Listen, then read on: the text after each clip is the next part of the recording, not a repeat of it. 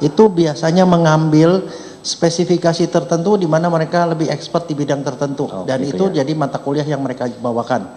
Misalnya contoh untuk saya itu banyak mendalami mengenai antropologi forensik Pak. Jadi untuk identifikasi tulang belulang itu saya adalah lebih mendalami itu. Kemudian juga toksikologi itu karena materi yang memang kita harus ajarkan, biasanya beberapa dosen itu mengambil, misalnya satu orang itu mendalami mengenai keracunan CO, yang lainnya keracunan arsen misalnya, kemudian sianida, seperti itu Pak. Jadi memang dibikin seperti itu supaya kita fokus pada beberapa bidang tertentu Pak. Jadi saya di sini dihadirkan itu sebagai ahli Pak, ahli forensik, yang dimana saya ahli di bidang forensik patologi dan juga toksikologi Pak. Karena itu materi kuliah yang saya berikan selama 30 tahun Pak. Oke, terima kasih. Apakah ahli juga mengetahui tentang bidang kimia analisis? Tidak Pak. Farmakologi? Farmakologi diajarkan Pak. Itu farmakologi dan farmasi itu merupakan satu bidang yang memang kita harus pelajari Pak. Kimia analisis tidak, farmakologi juga diajarkan. Farmakokinetik? Sedikit Pak. Sedikit. Biotransformasi? Sedikit Pak. Metabolisme obat? Tidak Pak. Itu sedikit juga Pak. Sedikit juga. Oke, terima kasih. Jadi gini Pak, mungkin saya bisa tambahkan yang saya pelajari itu adalah toksikologi forensik Pak, khusus toksikologi racun. Sedangkan kalau yang Bapak sebutkan itu toksikologi obat Pak. Itu bedangnya beda Pak. Oke, terima kasih. Saya mungkin agak melompat-lompat karena juga waktu kita terbatas Pak. Tadi ahli sudah menjelaskan tentang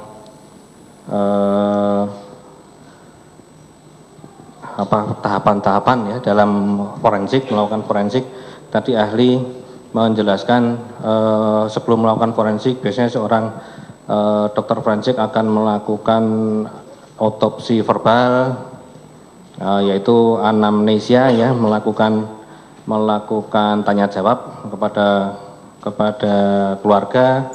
Kemudian apabila melakukan mengetahui ada yang mencurigakan, maka akan memberikan penjelasan terlebih dahulu, kemudian dan lainnya, kemudian sampai dengan masalah administrasi, bagaimana otopsi itu dilakukan. Kemudian otopsi dilakukan dengan cara pembedahan tiga tahap ya, kepala, tenggorokan sampai dengan perut.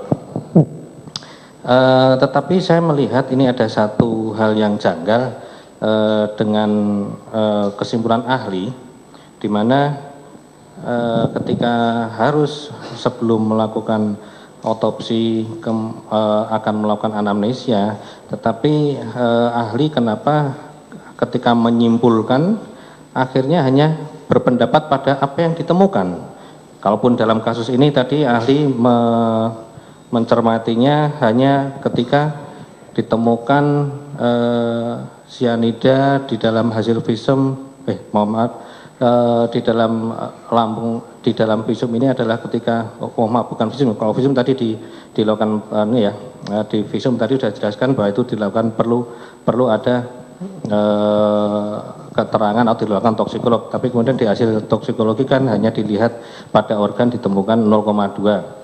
Nah, apakah ahli tidak melakukan, tidak mempertimbangkan hasil anamnesia dari keluarga korban?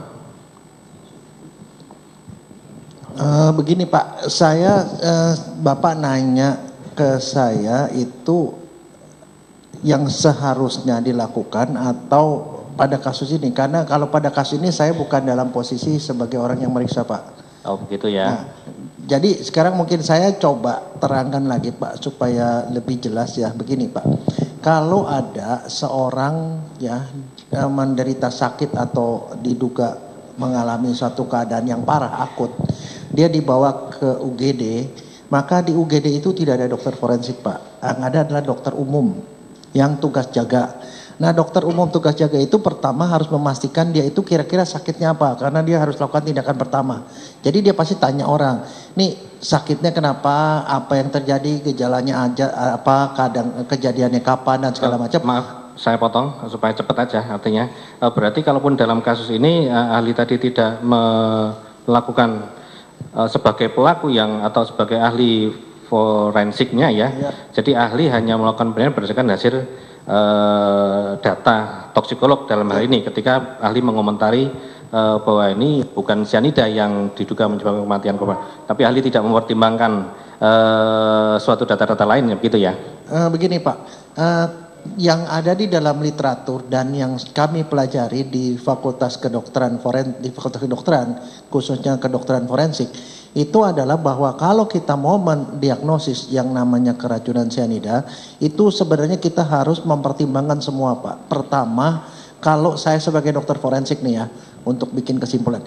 Pertama itu ada surat permintaan visum, permintaan otopsi dari polisi. Nah di surat itu biasanya polisi itu ada keterangannya Pak.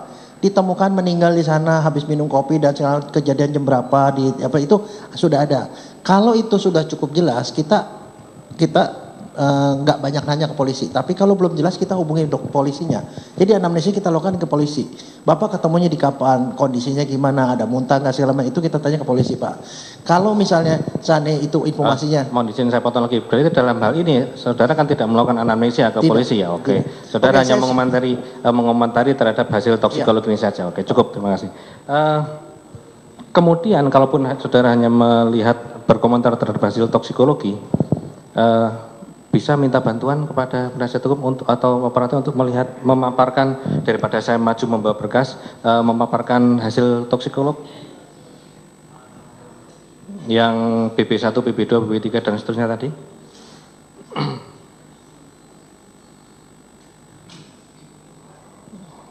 Ya, ini. Di sini ada daftar temuan yang dilakukan oleh toksikologi ya. BB1 kalaupun dilihat di atas itu adalah sisa minuman yang ada di dalam gelas, BB2 itu adalah sisa minuman yang ada di dalam botol, BB3 itu minuman pembanding, BB4 ini adalah pipet yang berisi cairan, BB5 itu adalah lambung, BB6 hati atau empedu, begitu ya BB7 mungkin hati atau empedu saya kurang paham. Di sini apakah ahli tadi sudah dijelaskan ada yang ahli perhatikan adalah cyanida, tetapi apakah ahli juga memperhatikan kolom di sebelah kanan yaitu agak turun sedikit, maksudnya agak di ya, itu adalah ada arsen, ion cyanida, ion natrium, pestisida atau obat-obatan dan lain-lainnya. Ketika ahli melihat data ini apa pendapat ahli? Begini Pak, saya mungkin sebelum sampai itu saya mesti kasih tahu Pak ya, itu prosedur rutin. Kalau kita melakukan otopsi atau pemeriksaan terhadap jenazah, kita duganya kemana nih arahnya, trauma atau racun Pak. Kalau dia trauma kita cari luka Pak. Kalau sakit kita cari organ-organ yang sakit apa. Kalau keracunan kita cari racun apa yang mungkin bikin mati Pak. Makanya ada yang namanya panel racun Pak. Nah di dalam sebagian besar kedokteran forensik kalau mereka mau periksa racun prinsipnya begini Pak, sama seperti kita periksa lab livernya gimana, ginjalnya gimana, ini juga sama Pak. Yang kita ambil supaya kita bisa mencakup 95% atau lebih, kita periksa racun-racun yang paling umum Pak. Oke, ya. Yang paling umum ada cyanida, arsen, itu insektisida dan lain-lain. Itu yang dikeluarkan itu. Itu untuk mempertimbangkan jangan sampai kita periksa cyanida ternyata ada racun lain yang kita tidak periksa begitu Pak. Tapi ini adalah panel. Kalau seandainya ini negatif seperti hasil seperti ini, maka bisa aja ada keracunan lain bisa, tapi Pak racunnya nggak diperiksa Pak. Sekarang mohon ahli untuk memperhatikan dan mencermati kolom ion natrium dalam kurung Na+, dalam kurung miligram per liter. Ada sejumlah angka di situ, positif sekian, positif sekian, positif sekian, negatif, positif sekian lah, nanti bisa ahli ini. Kemudian berdasarkan, mohon dibawahkan lagi, diataskan lagi, kita lihat kesimpulan dari toksikolog ini. Lagi terus bawahnya lagi, ya, terus lagi bisa kita lihat di bawahnya. Sisa barang bukti, oke. Kembali lagi. Nah, itu misalnya saya sebutkan angka 1 ya. Pada BP1, minuman ASB Vietnam kopi positif mengandung zat bahan beracun atau berbahaya yaitu ion cyanida CN- sekian setara dengan NaCN 14 gram per liter dengan pH 13. Kembali ke daftar, Ibu. Oke, terima kasih. Berkaitan dengan kolom natrium ini dan juga keterangan kesimpulan tadi, setara dengan natrium, artinya apakah Bapak ahli bisa mengartikan ada di dalam misalnya kita sebut BP1 ya, pH 13 negatif, positif, ion cyanida positif 7400, ion natriumnya positif 7800 sekian. Apa dihubungkan dengan kesimpulan tadi, dihubungkan dengan kesimpulan apa yang bisa pendapat ahli dalam hal ini untuk menilai dari hasil toksikologi ini, apakah zat natrium, apakah cyanida yang masuk itu apakah berupa natrium cyanida ataukah berupa hidrogen cyanida? Begini Pak, ini agak rancunya begini Pak, saya cuma mau ngasih tahu satu hal Pak ya. Kalau orang keracunan cyanida tuh bentuknya itu ada 3 Pak. Satu itu adalah gas. Kalau gas yang dicarinya bukan di lambung Pak, tapi dicarinya di paru. Oh, gas dicarinya di paru ya. Okay. Kalau dia bentuknya cairan atau kapsul Pak, misalnya di kalangan mata-mata tuh sering minum kapsul cyanida, itu adanya di lambung Pak. Nah, kalau kita mau periksa adanya cyanida itu cair maupun padat itu ada 2 jenis Pak. 2 jenis yaitu KCN, kalium cyanida sama natrium cyanida. Padat itu ya? Ya, antara 2 itu. Ya. Nah, jadi kalau Bapak tanya HCN itu jelas enggak Pak, HCN itu adanya di paru ya. Nah, kalau yang ini kalium itu mestinya Pak, pemeriksaan lab ini kalau dia mau tahu ini cyanidanya positif misalnya, itu kalium cyanida atau natrium cyanida, itu menyangkut nanti barang bukti apa yang mesti dicari di TKP. Dengan data seperti ini, itu artinya ada positif ion cyanida dan ion natrium cyanida. Iya, kalau kemudian itu, ada disimpulkan juga setara dengan natrium cyanida. Iya, itu sebabnya Pak, karena ini periksa natrium, ada cyanidanya, ada natrium, maka itu berarti natrium cyanida. Jadi polisi nyarinya itu di TKP gitu Pak. Ketika ada natrium cyanida yang demikian banyak pada BP1, kemudian juga ada pada BP2 juga natriumnya sekian banyak juga, maka ketika kita lihat, mohon maaf bisa dinaikkan, ya terlalu banyak, masih di data, masih di bahkan ya tabelnya. Nah, ketika ahli bisa berpendapat seperti apa ketika pada BB5 ditemukan positif natrium 950 mg per liter, pada BB6 positif 500 mg per liter, pada BB7 positif 2300 mg per liter. Meskipun di situ hanya pada BB5 saja yang positif mengandung ion cyanida cuma sebesar 0,2.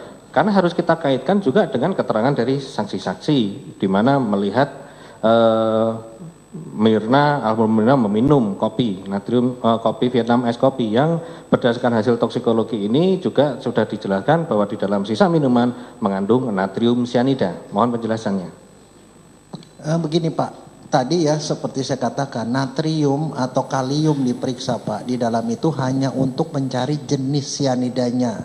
Kalau seorang dokter forensik dia tidak mau peduli Pak dengan kalium dan natrium, karena yang bikin mati itu cyanidanya Pak. Itu cuma nggak tahu itu garamnya garam apa. Jadi yang dia lihat Pak sebenarnya ini ada, kalau dari segi forensik saya akan tanyanya sebenarnya bukan natrium dan kalium, saya nggak permasalahkan Pak. Saya permasalahkan adalah cyanida dan tiosianat, itunya ada apa enggak. Itu satu. Jadi fokusnya di situ kalau seorang dokter forensik, karena yang bikin mati bukan natrium atau kaliumnya Pak, cyanidanya itu yang bikin mati. Itu satu.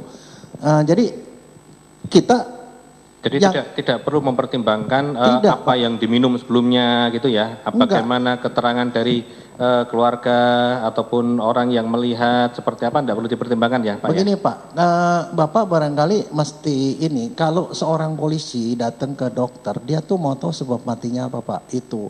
Sedangkan kalau Bapak bilang, ya ini di gelasnya ada itu urusan saksi mata Pak, bukan seorang ahli. Seorang ahli dokter forensik itu dia menyandang gelar dokter Pak. Dokter itu artinya dia ngomong soal manusia. Ada manusia matinya itu karena apa? Itulah yang jadi concern.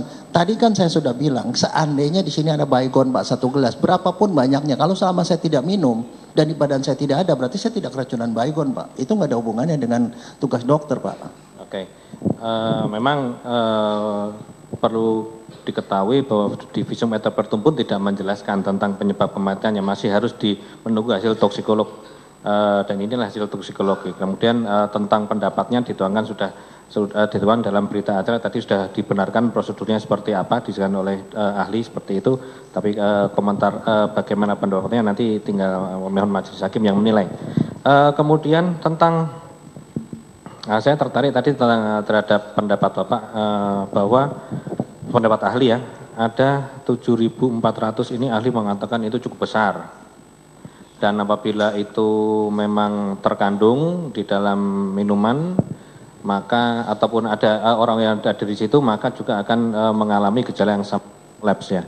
Yang saya tanyakan ketika ahli berpendapat seperti itu sebenarnya bentuk sianida seperti apa? Apakah bentuk sianida gas, cair, padat, garam atau apa? Karena ahli tadi setelah menjelaskan bentuk-bentuk sianida juga. Terima kasih. Begini Pak. Sianida itu kalau dalam bentuk padat itu didiamkan aja itu dia akan berubah sebagian jadi HCN Pak, gas, itu bikin orang teler. Di luar negeri ya kasus keracunan orang lab itu banyak terjadi karena di dalam lab itu semua lab itu pasti ada sianida Pak, natrium sianida dan kalium sianida. Itu kalau tutupnya enggak dikunci keras-keras dan orangnya tidak tahu dia bisa nyium, itu bisa-bisa besok paginya itu di lab itu dia bisa meninggal Pak, karena keracunan cyanida dari gas. Itu gas menguap Pak. Okay. Jadi yang bikin orang keracunan tuh gasnya itu kalau dia padat. Yang kedua itu cair Pak. Kalau dia ada dalam bentuk cairan itu akan menguap sebagian. Nah tadi cairan yang saya bilang. Akan menguap sebagian ya? Iya, menguap sebagian. Dan kalau. Yang menguap itu.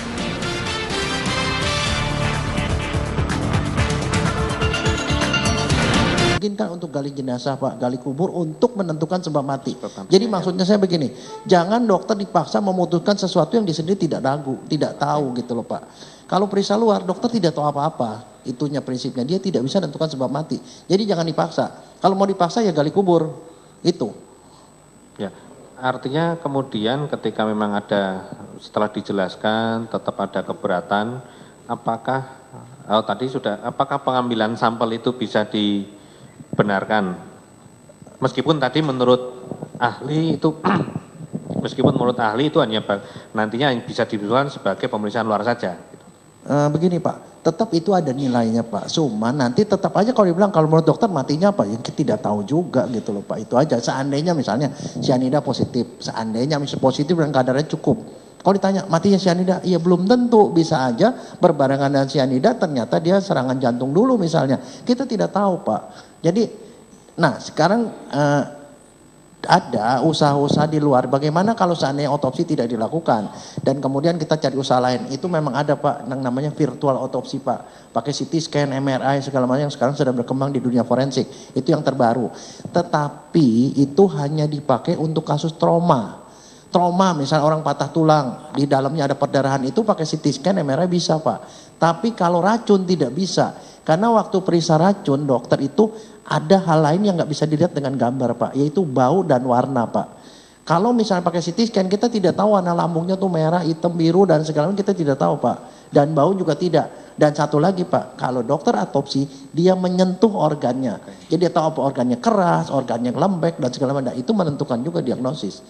Jadi dokter itu ngomong, dia membantu sejauh dia yakin Pak. Kalau dia tidak yakin dia tidak akan bikin sebab itu. Jadi kalau saya sendiri pribadi, kalau saya diminta untuk itu saya akan ingatkan kembali penyidiknya. Pak begini mah percuma, Bapak ambil sampel juga diperiksa positif atau negatif, tetap aja saya tidak bisa menentukan. Kalau saya akan mendorong polisinya pada kasus itu untuk melakukan otopsi full. Karena dengan demikian kasus selesai Pak. Oke, ya. terima kasih. Mungkin terakhir dari saya, nanti mungkin dilanjutkan teman-teman saya. Tadi ahli sudah menjelaskan juga tentang bagaimana ketika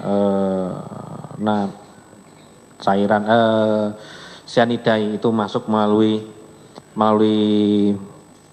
mulut ya, kemudian sampai kepada perut, kemudian akhirnya tadi ahli menjelaskan terserap oleh darah, bahkan kemudian ahli tadi bagaimana reaksinya dengan oksigen, bahwa sampai dengan ahli tadi mengilustrasikan, menganalogikan dengan ibaratnya membawa truk, membawa barang tapi tidak bisa bongkar muat terhadap kaitannya dengan dengan oksigen. Nah, pertanyaan saya,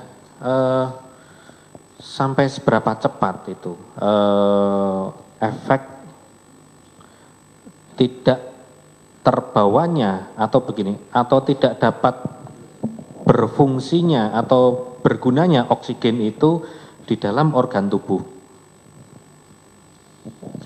Begini Pak, kalau dari literatur Pak itu ada dua Pak mengenai cyanida. Pertama dia bentuknya gas atau bentuknya itu cairan atau padat ya. Kalau gas itu dia dalam berapa detik langsung meninggal Pak. Dan kita harus berterima kasih bahwa yang namanya cyanida itu percobaan utamanya dilakukan oleh orang-orang Jerman Pak. Orang-orang Jerman yang melakukan itu kamar gas pada waktu Perang Dunia Kedua itu merupakan satu sejarah gelap Pak dalam dunia kedokteran, karena di mana itu dipakai untuk membunuh orang Pak. Tapi dari situ keluarlah banyak ilmu Pak. Banyak ilmu segala macam, apa efek gas terhadap orang, gas cyanida terhadap orang. Itu satu Pak. Yang kedua, kalau misalnya dia itu bentuknya cairan, ya cairan, itu biasanya efeknya beberapa menit Pak, tidak segera.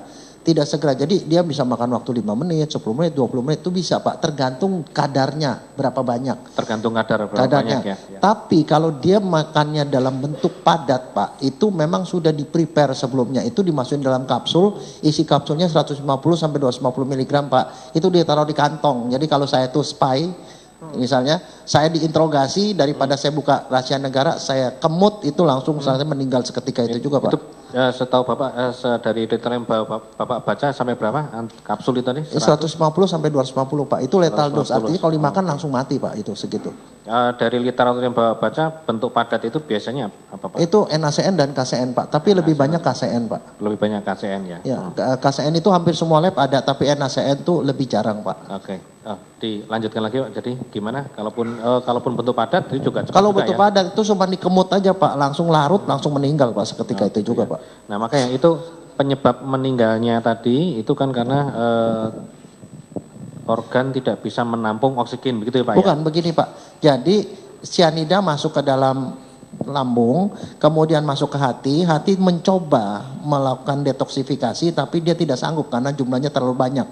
Nah cyanida yang kebanyakan itu dia akan lari, dia akan mengikat enzim pernapasan Pak, namanya sitokrom oksidase A3. Nah sitokrom itu adalah enzim yang bisa yang fungsinya melepaskan oksigen oleh Hb. Kan kita tahu Hb itu mengangkut oksigen. Hb ditambah O2 jadi HbO2 di dalam paru, itu dibawa ke jaringan, kemudian HbO2-nya itu dilepas supaya oksigennya itu dipakai oleh jaringan. Nah enzim yang melepas itu yang dihambat oleh cyanida Pak. Nah karena itu maka pada orang keracunan cyanida, enzim itu tidak bekerja, maka Hb itu bawa banyak oksigen, tetapi oksigennya tidak bisa dipakai. Jadi orang itu seperti kayak tikus ada di dalam lumbung, mati kelaparan Pak, seperti itu. Jadi HbO2-nya tinggi, artinya oksigennya tinggi, tapi nggak bisa, dia kekurangan oksigen. Itu sebabnya salah satu gejala utama dari orang yang keracunan cyanida adalah merah terang itu Pak. Merah terang karena kenapa? Oksigennya banyak, tapi dia kekurangan oksigen gitu loh. Tapi itu hanya di hati saja ya? Atau di seluruh organ tubuh Pak, sitokrom oksidase itu ada di seluruh tubuh Pak. Seluruh tubuh kita perlu oksigen, dan karena CN-nya berlebih dan dia ada di mana-mana, maka terhambat semua oksigen di seluruh tubuh. Tapi yang bikin orang mati Pak, itu adalah otak dan jantung. Yang bikin orang mati adalah otak dan jantung. Karena kenapa dua organ itu adalah organ yang paling membutuhkan oksigen. Kita tahu kalau kita tahan napas 5 menit aja kita pasti mati Pak. Jadi otak itu banyak oksigen di situ tapi dia nggak bisa pakai. Akhirnya, nah itu yang akan terkena di otak itu adalah daerah itu corpus callosum dan substantia nigra Pak. Ada satu bagian otak di bagian tengah itu yang kekurangan oksigen. Kalau otak itu mati, kemudian apakah otak atau jantung, yang saya pertanyakan adalah otaknya ya. Ketika otak mati, apakah fungsi tubuh juga masih tetap berjalan? Begini Pak, kalau teorinya itu kita punya 3 organ vital Pak, bukan alat vital Pak ya, itu beda Pak kalau itu Pak. Ya, organ vital itu adalah 3 Pak, otak, jantung, dan paru. Otak itu CPU-nya Pak. Otak CPU-nya. Jadi yang mengatur semua. Paru itu yang memasok oksigen, sedangkan jantung itu yang menyebarkan oksigen ke seluruh tubuh. Nah, kalau salah satu aja mati, pasti yang lainnya mati, Pak. Itu. Jadi kalau otaknya itu dia mati, kekurangan oksigen dia mati, otomatis nanti jantung dan parunya juga ikut mati, Pak. Artinya yang saya tanyakan mungkin agak lebih ini lagi ya, sebuah proses yang lebih kecil lagi ya. Apakah juga metabolisme juga terjadi ketika otak sudah mati? Metabolisme itu biasanya kalau mati itu enggak sebagai suatu yang tiba-tiba mendadak mati. Mati itu adalah satu proses Pak, namanya dying atau sakaratul maut, itu ada proses. Di mana mula-mula otak mati, kemudian karena otaknya mati, kemudian dia tidak memerintahkan jantung untuk berdenyut, jantungnya stop berdenyut. Dia nggak memerintahkan paru untuk bernapas, dia berhenti bernapas. Pada saat itu habis, itu juga belum tentu mati Pak. Masih ada waktu, mereka masih dapat oksigen yang sisa-sisa barangkali. Sampai kemudian dia mati benar, itu yang kita sebut mati klinis Pak. Jadi emang ada satu proses, sehingga misalnya contoh, karena prosesnya tidak tiba-tiba seperti itu. Kalau orang meninggal, ada korneanya itu masih tahan sampai 6 jam Pak. 6 jam dia masih hidup, karena dia masih ada oksigen di situ. Setelah 6 jam baru dia mati, nggak bisa dipakai lagi, seperti itu. Tiap organ tuh umurnya beda-beda Pak. Sejak saat dia nggak dapat oksigen, itu sampai dia meninggal benar, organ masing-masing itu beda-beda Pak. Jadi kalau mati klinis itu berarti seluruh fungsi tubuh, baik otak, jantung, paru, ginjal, hati sudah tidak berfungsi lagi. Iya. Berarti di situ darah mengalir? Udah tidak. Sudah Pak. tidak mengalir. Metabolisme, sekresi apa segala juga tidak berjalan ya Pak ya. Iya. Bisa tidak dipastikan Pak, ketika sejak otak itu tidak berfungsi sampai kemudian mati klinis terjadi, itu umumnya sampai antara interval waktu berapa menit, memakan waktu interval berapa jam, berapa menit, berapa ini? Begini Pak, itu sebenarnya sih tergantung Pak. Kalau dalam kondisi normal segitu sekitar 10 menit atau 15 menit juga sudah habis semua Pak, biasanya. Cuman kalau sekarang ini kedokteran tuh udah begitu modern Pak. Jantung stop bisa diganti sama jantung buatan di luar. Dia nggak bisa napas pakai respirator, segala macam. Jadi itu membuat dokter itu jadi bingung Pak. Ini sebenarnya dia udah mati apa belum? Mungkin Bapak ingat kasus Sukma Ayu, itu sampai sekian bulan, 5 bulan tuh kita tidak tahu dia mati apa enggak. Akhirnya begitu copot meninggal juga. Seperti itulah Pak. Jadi kita tidak tahu. Gitu karena dunia kedokteran itu sudah berubah Pak. Makanya canggih ya. Kemudian sekarang itu mereka bikin kesepakatan, daripada kita nggak ada kepastian begitu. Kalau di luar negeri Pak, untuk menentukan ini benar-benar mati apa enggak, kadang-kadang mereka minta putusan dari pengadilan Pak. Tapi di sini tuh tidak terjadi. Mungkin Bapak ingat kasus Agian. Agian itu di mana dia dalam kondisi mati batang otak, kemudian suaminya udah frustrasi karena udah gak punya duit lagi, kemudian dia minta supaya dicabut peralatannya. Kan dia minta kemana-mana, tapi pengadilan juga gak berani mutusin. Di kasus Nyonya Indah itu di Jogja itu juga sama kejadian, 10 tahun Pak itu dia di dalam ICU, gak tahu mati apa enggak. Sehingga internasional kita sekarang menganut yang namanya mati batang otak Pak. Jadi kalau batang otaknya mati, walaupun jantungnya masih berdenyut, parunya masih berdenyut, kita bilang dia udah mati. Itu kesepakatan aja Pak. Supaya apa? Supaya ada kepastian dokter. Karena dokter itu kalau udah ada orang pakai respirator mau dicopot, dokternya jadi guilty feeling. Ini dicopot hidup apa enggak gitu. Jadi dokternya nggak mau kerjain nih. Suruh pengadilan nggak bisa mutusin. Itu jadi masalah Pak. Akhirnya mereka bilang kalau batang otaknya sudah mati, dianggapnya dia seperti tumbuhan. Jadi silakan dicopot, dokternya nggak guilty feeling, itu udah keputusan Pak, seperti itu. Oke. Cukup dari saya, mungkin dengan saya silakan. Ya, ahli ya, saudara ahli, surprise juga sih, ahli bilang 200.000 pernah memeriksa 200.000 jenazah, dan menurut saya ini mengalahkan ahli sebelumnya 2.500, berarti secara tidak langsung orang Indonesia tidak kalah dengan orang luar negeri, maksud saya seperti itu. Nah, yang pertama ahli sudah memeriksa 200.000 lebih jenazah, pasti ahli tahu gejala-gejala orang yang mati alami dengan gejala orang keracunan, bedanya apa sih? Begini Pak, ini adalah kembali ini adalah mata kuliah yang saya kasih ke mahasiswa saya. Sebentar Pak, maksudnya gejala sebelum kematian, sebelum kematian. Begini Pak, semua kalau Bapak ngomong begitu itu ngomong itu satu pelajaran yang banyak sekali Pak. Karena setiap racun tuh beda-beda Pak. Beda-beda gejalanya, itu sebabnya mereka harus belajar satu persatu. Cuman secara umum kapan kita curiga ini orang ini keracunan Pak? Ya keracunan begini, orang sehat tiba-tiba sakit atau mati. Itu yang pertama Pak. Yang kedua, itu ada kontak dengan bahan yang beracun. Kontak. Kemudian yang ketiga, ya, itu ada gejala yang sesuai dengan racun tersebut. Keempat, ketemu racun di dalam tubuhnya. Dan kelima, tidak ada penyebab kematian yang lain. Oke, tadi saudara katakan bahwa gejala-gejala tergantung racunnya. Kalau misalkan gejala orang sebelum mati, orang itu keracunan sianida, itu gejalanya apa? Gejala keracunan sianida itu kita bagi dua Pak. Yang satu itu gejala itu keracunan sianida kronis, ya artinya dia kronis. Satunya itu akut. Yang ini kalau meninggal itu akut Pak. Meninggal langsung itu akut. Kalau yang kronis itu artinya dia sering-sering kena sianida. Siapa? Banyak di antara kita Pak. Si orang-orang yang perokok itu Pak, itu dia masukin sianida Pak ke dalam tubuhnya. HCN-nya itu cukup tinggi Pak. Dalam rokok itu ada 300 bahan yang berbahaya Pak. Antara lain sianida. Jadi kalau diperiksa perokok itu sianidanya cukup tinggi Pak. Tinggal ditambah sedikit lagi lewat Pak. Makanya dokter senang orang merokok karena itu bikin dia laku Pak. Nah itu satu. Itu, nah kalau orang yang gitu apa yang terjadi? Itu yang contoh juga pada orang-orang yang dari pembakaran itu juga keluar sianida. Jadi knalpot. Jadi orang. Kalau untuk yang akut Pak, kita waktu Pak. Untuk yang akut. Kalau yang akut itu gejala utamanya adalah begini Pak. Yang akut ya. Tiba-tiba orang itu hilang kesadaran, penurunan kesadaran hilang atau dia koma, kejang-kejang Pak. Itu gejala pertama, penurunan kesadaran. Yang kedua, itu kalau dokternya melihat matanya, pupilnya melebar Pak. Kalau orang normal, ya tiba-tiba pingsan, itu biasanya orang keracunan alkohol segala. Keracunan alkohol tuh pupilnya itu mengecil, dia tuh melebar. Itu aneh sendiri Pak. Yang ketiga, itu dia gejalanya napasnya dangkal Pak. Napasnya dangkal karena kenapa?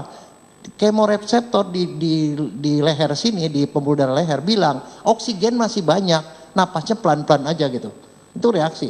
Maka dia napasnya pelan-pelan Pak. Sebenarnya kalau orang napas pelan-pelan mestinya dia biru. Nah gejala berikutnya dia tidak biru walaupun napasnya asal-asalan begitu. Tidak biru itu jadi dia tidak biru itu khas Pak. Kemudian apa? Kalau orang napasnya seperti itu mestinya ada kompensasi. Kalau napasnya asal-asalan begitu kan kompensasinya apa? Sirkulasi masih lebih kuat kan. Denyut nadinya itu mestinya tinggi. Dia denyut nadinya rendah Pak. Nah kemudian apa lagi?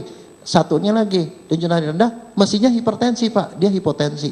Jadi sianida itu gejalanya kalau akut tuh gejalanya sangat khas Pak. Sehingga saya bilang ke mahasiswa saya, kalau kamu ketemu gejala seperti itu, kamu nggak usah periksa toksikologi, langsung kasih obatnya. Dia langsung bangun Pak. Kalau untuk misalkan itu sianida itu ada di minuman, menurut saudara sebagai ahli, itu kalau di lidah itu ketika diminum itu perasa atau tidak atau mengalir langsung aja ke dalam? Begini Pak, yang pertama adalah kalau dia cium ada sianidanya itu pertama dia bau Pak. Kalau dia bisa nyium tuh baunya tuh persis seperti Bapak ambil daun singkong ya Bapak kecek-kecek dan cium. Nah itu kalau Bapak bisa cium itu kayak gitu rasanya Pak, itu satu.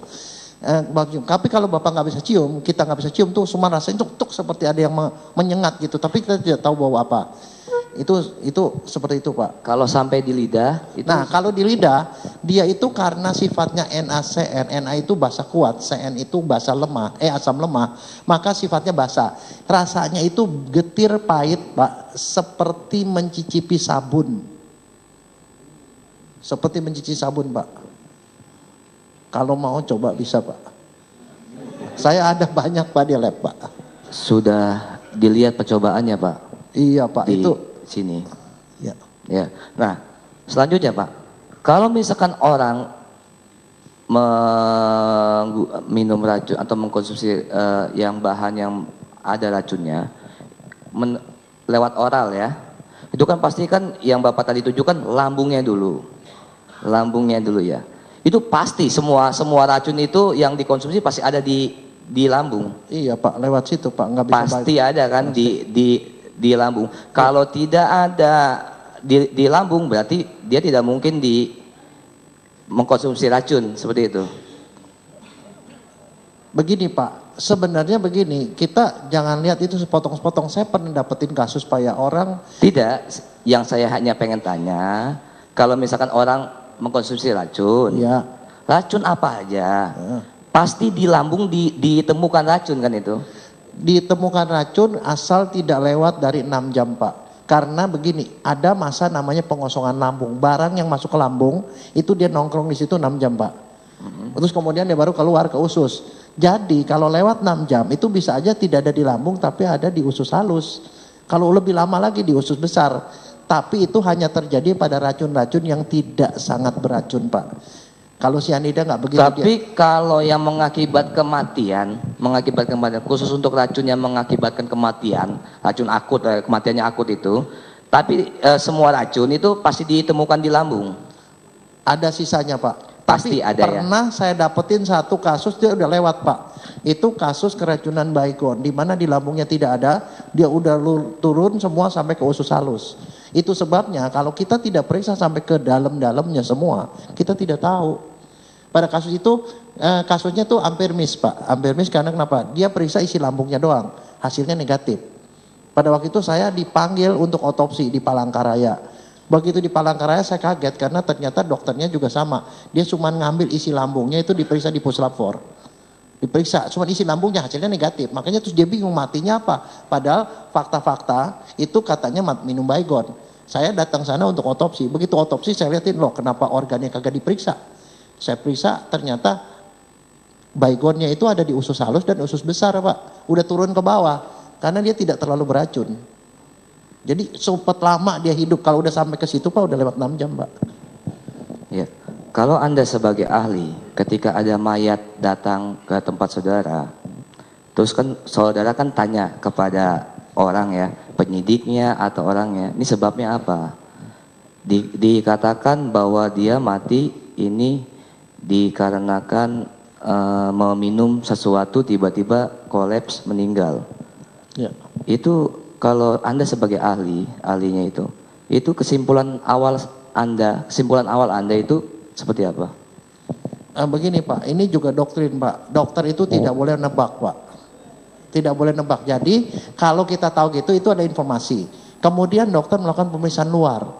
Pemeriksaan luar dicari ada luka enggak, ada bau-bau yang mencurigakan enggak. Setelah itu dia periksa dalam organ-organnya, diperiksa, dia otopsi, dibuka, dia cium baunya, dia sentuh, kemudian dia ambil beberapa organ diambil sedikit Pak, sekitar 1x1 itu untuk periksa mikroskopik, lihat kelainannya cocok enggak. Setelah itu diambil sampel, dikirim ke lab. Nah hasil semua itulah baru disimpulkan Pak. Tadi saudara katakan apabila seseorang jenazah untuk diotopsi itu apabila kematiannya dianggap janggal. Ya betul Pak. Dianggap janggal, ya kan? Nah, berarti kan kalau saudara bilang mau diotopsi kan ini sebelum saudara membuat keputusan otopsi atau tidak ini di sini ketika ada mayat datang, ada kronologis disebutkan bahwa ada dia minum sesuatu meninggal, kesimpulan saudara awal itu ini matinya wajar atau tidak wajar. Betul Pak, itu Pak, justru itu yang tadi kalau Bapak perhatikan yang saya omong, begitu ada mayat, dokter periksa luar, mencium dan menyentuh, nanya-nanya, atas dasar itu dia cuma memutuskan dua Pak, bukan sebab mati. Yeah. Memutuskan ini wajar tidak wajar.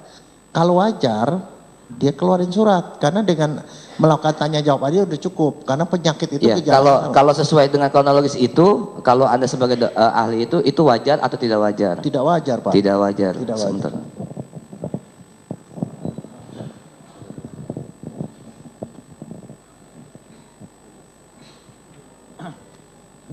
Saya lanjutkan, saudara saksi dalam menerima data-data dari penasihat hukum itu apa saja?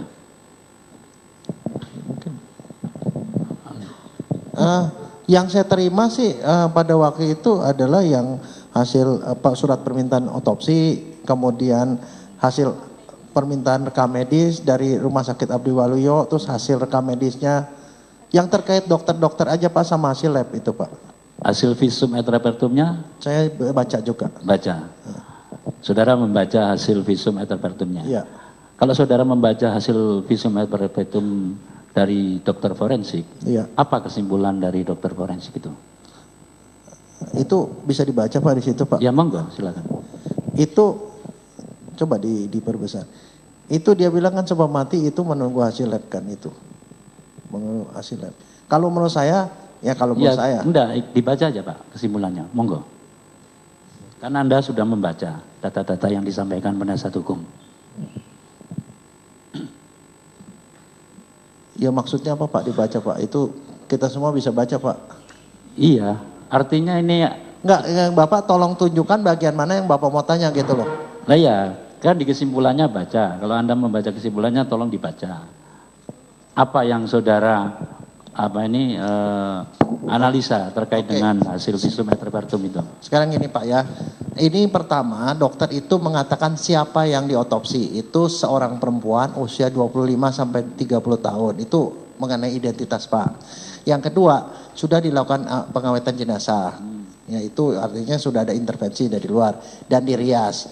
Terus kemudian pada pemeriksaan luar tidak ditemukan adanya luka. Berarti dia itu bukan trauma Pak. Yeah. Kemudian pada bibir bagian dalam berwarna kebiruan. Itu artinya di kekurangan oksigen Pak. Yeah. Dan ini kekurangan oksigen. Kemudian pada pemeriksaan histopatologi forensik lambung tambah kelainan yang diakibatkan oleh bahan korosif.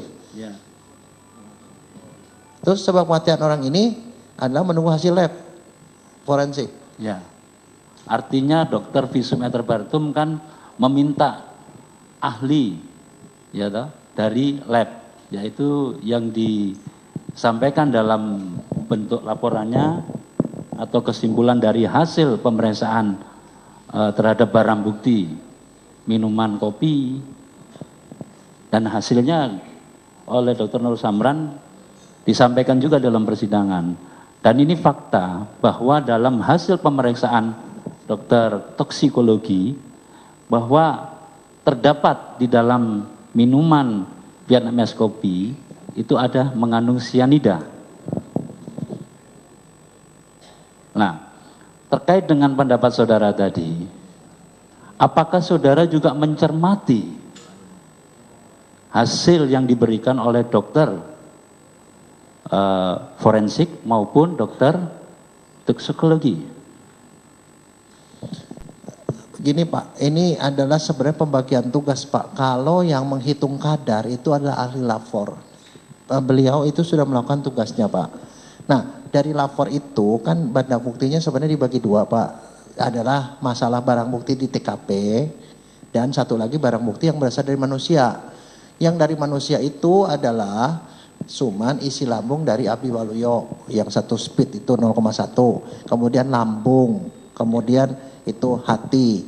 Jadi kalau saya jadi dokter forensik, saya tuh tidak mau tahu dengan hasilnya yang di dalam gelas itu karena itu bukan urusan dokter Pak. Iya, artinya apakah fakta yang telah ditetapkan oleh dokter-dokter tadi menjadi tidak berarti di dalam persidangan ini? Nah itu justru kalau Bapak mau nanya gini, saya justru bisa balik Pak, balik ke bukti ya, tadi okay. Pak. Apa tanggapan saudara? Ke hasil itu bukan visum. Justru saya baliknya ke sini Pak. Tadi ya Pak ya, ini sebenarnya kembali ke diagnosis tadi Pak. Diagnosis dokter itu satu itu ya ada orang sehat tiba-tiba meninggal. Ini cirinya Pak. Kontak itu adalah tugas penyidik Pak. Apakah dia minum apa enggak itu tugas penyidik, bukan tugas dokter Pak. Kemudian ada gejala yang sesuai. Nah gejala yang sesuai itu kalau orangnya udah mati kita nggak bisa lihat kecuali adalah temuan otopsi Pak. Nah kemudian adanya racun di dalam tubuh. Nah racun di dalam tubuh. Nah kemudian baru itu tidak ada sebab mati lain. Nah dari situ kita bisa lihat Pak. Pertama nih ya kalau kita ngomong soal gejalanya kita nggak lihat matinya, kita lihat cuma mayatnya. Kita lihat bibir bagian dalam berwarna kebiruan. Pada sianida mestinya merah Pak, bukan biru Pak. Satu. Kedua, kalau mukosa Tunggu lambungnya. dulu, kalau Bapak berbeda dengan hasil dokter yang sudah melakukan terhadap jasad maupun mayat Mirna pada saat itu, ya toh? Apakah saudara juga bisa berpendapat, sedangkan saudara tidak melakukan? Bukan Pak, saya tidak Itu. berpendapat Pak. Gini Pak, kesesuaian. Jadi gini loh Pak, kalau misalnya itu Nah, tunggu dulu, kalau masalah kesesuaian, apakah saudara juga disampaikan data-data terkait dengan kejadian peristiwa tindak pidana ini? Tidak Pak, Diceritakan nggak oleh, saya disampaikan nggak data-data itu oleh penasihat hukum? begini Pak. Saudara nggak bisa berasumsi seperti itu pendapat saudara. Pak, begini Pak, ini ya, Bapak salah. Loh, kenapa salah? Saya tidak salah Pak. Saya di sini jaksa penuntut umum. Bapak jangan sembarangan ngomong. Begini Pak, saya mau nerangkan dari segi kita Pak. Nah iya, itu asumsi, itu pendapat saudara. Artinya kalau itu pendapat saudara, tentunya dari hasil uji yang saudara lakukan, saudara sampaikan. Memang kan ini ahli kan diminta untuk pendapatnya Pak. Iya, tapi Ya, jadi ini pendapatnya berasumsi. Lah, Ya, saudara pendapat menguji atau tidak? Kalau di hasil dokter visum et repertum bahwa itu ada gejala kebiruan, kok saudara mengatakan kemerahan? Apa? Bukan Terhadap jasad siapa itu? Ya itu pendapatnya ahli. Loh, Keberatan Kok yang keterangan mulia. ahli? Kok Pak ini berpendapat Loh, apa? Biarkan dong. itu kan dia mendapatkan data dari iya. Anda. Semua diam. Loh, itu hasil visum nggak bisa terbantahkan. Ya. Bisa saya ngomong sebentar Pak Hakim? Saya ngomongnya begini Pak. Dokter kalau menafsirkan visum hasil pemeriksaan orang kita anggap ini benar Pak. Jadi artinya benar bibirnya kebiruan Pak. Benar ketemu misalnya di lambungnya erosif, ada ulceratif segala macam itu benar Pak. Cuman kan sekarang itu saya dimintakan pendapatnya apakah ini cocok nggak dengan sianida itu loh. Saya ngomongnya dari segi ilmu Pak. Nah, itu lain lagi. Itu lain lagi. Penonton supaya tenang. Itu lain lagi. Bisa tenang. Saudara ahli kalau bicara sianida itu juga nanti ada ahlinya di sini yang sudah memeriksa barang bukti itu. Lah kalau Anda berbeda, apakah Anda juga melakukan terhadap barang bukti yang sama sehingga Anda berbeda?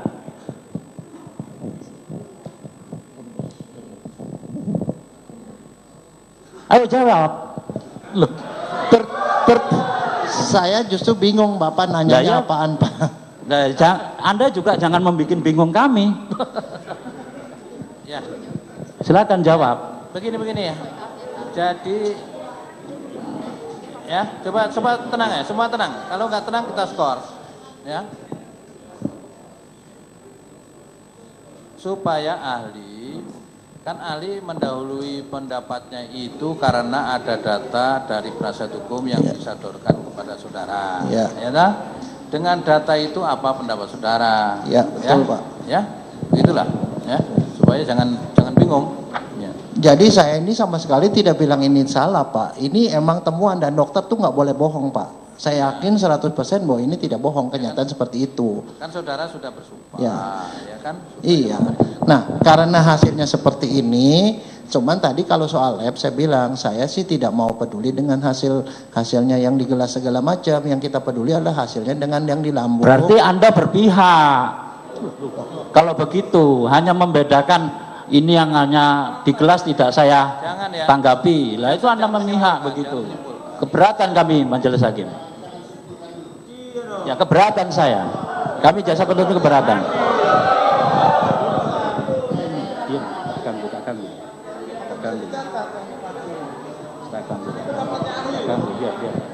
Sudah, semua tenang ya, semua tenang. Anda jangan protes ke saya melalui majelis hakim. Ya, makan waktu. Pertengkaran ini makan waktu, ya. Silakan. Lagi apa yang ditanya? Saya ganggu. Silakan penuntut umum, apa yang ditanya lagi? Ya itu tadi saya sampaikan. Ada perbedaan. Apakah saudara juga melakukan, kan tanda-tanda tadi ada kebiruan, tapi Anda mengatakan kemerahan.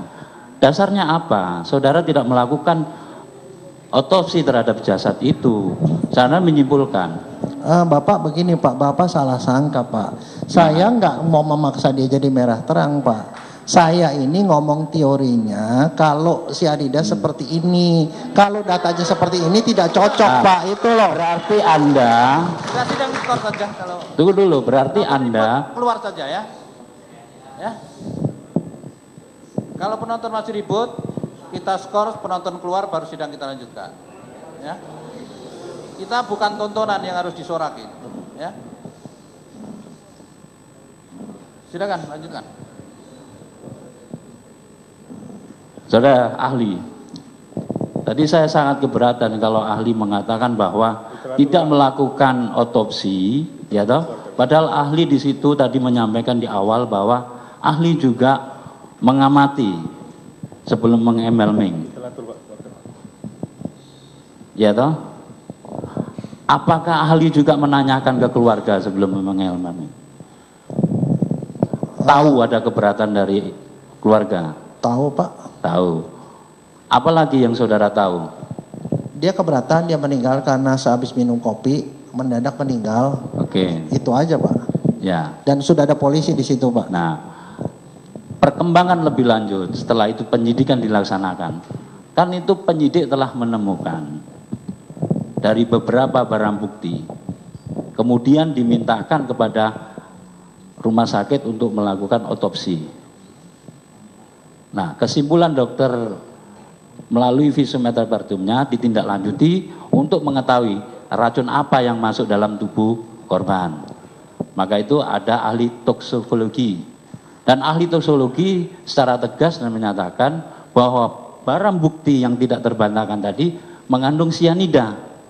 Berdasarkan saksi fakta-fakta yang ada di Olivier bahwa kopi itu berasal dari yang dipesan oleh terdakwa untuk Mirna dan itu diminum dan kemudian di dalam lambung ditemukan ada sedikit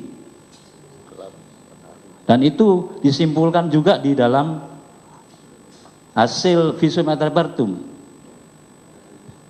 Pada korban ditemukan kelainan pada lambung yang berupa adanya pendarahan pada mukosa lambung disertai erosi yang menurut dokter ahli patologi anatomi dapat diakibatkan oleh bahan yang bersifat korosif.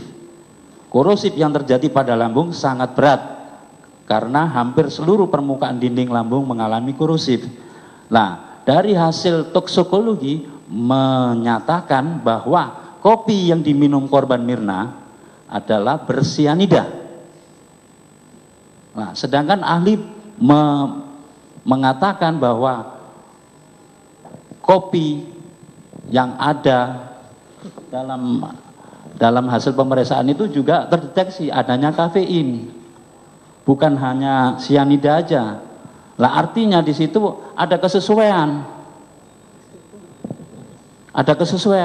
Itu kan kesimpulan. Lah ini memang kesimpulan. Ini pertanyaan aja. Pertanyaannya, apakah menurut pendapat ahli setelah menerima data-data itu juga membaca dan menganalisa, pendapat saudara seperti apa? Begini Pak ya, kembali Pak ya, kita itu dokter itu diminta pendapatnya sebagai dokter. Jadi saya sebagai dokter saya tidak akan komentari hal-hal yang bukan soal kedokteran Pak. Itu kesalahan banyak ahli di sini, seringkali dia ngomong itu sesuatu yang bukan bidangnya Pak. Nah, mengenai cyanida di dalam gelas itu adalah penyidik yang harus menghubungkannya itu dengan si korban. Tapi saya sebagai dokter forensik saya tidak punya kepentingan itu Pak. Kepentingan saya diminta penyidik ya, dokter ini juga diminta penyidik itu untuk menentukan sebab mati. Kalau untuk cyanida, seorang dikatakan meninggal karena cyanida kalau ketemu cyanida yang cukup banyak di dalam lambung dan di livernya itu ada cyanida dan tiosianat. Itu. Kita ngomong soal cyanida. Kalau tidak ya tidak. Bapak nanya sama seluruh dokter forensik sedunia juga ngomongnya sama Pak. Itu doktrin Pak. Nah, hubungannya dengan cyanida apa? Menurut pendapat ahli. Begini Pak, dari kalau data-data yang disampaikan itu. Saya kembali ngomong ke sini Pak ya, yang concern saya ini adalah barang bukti yang berasal dari lambung, dari lambung di Rumah Sakit Abdi Waluyo, lambung yang diambil oleh dokter yang otopsi dan hati Pak. Itu. Dari situ itu tidak menunjukkan bahwa ada cyanida yang masuk, itu aja Pak, dan tidak ada yang di metabolisme. Apakah di lambung juga ada kafein? Pak, kafein nggak bikin mati Pak, ada nggak ada? Enggak, ada nggak di lambung? Pertanyaannya, apakah di lambung juga ada kafein? Ada Pak. Nah ya, ada.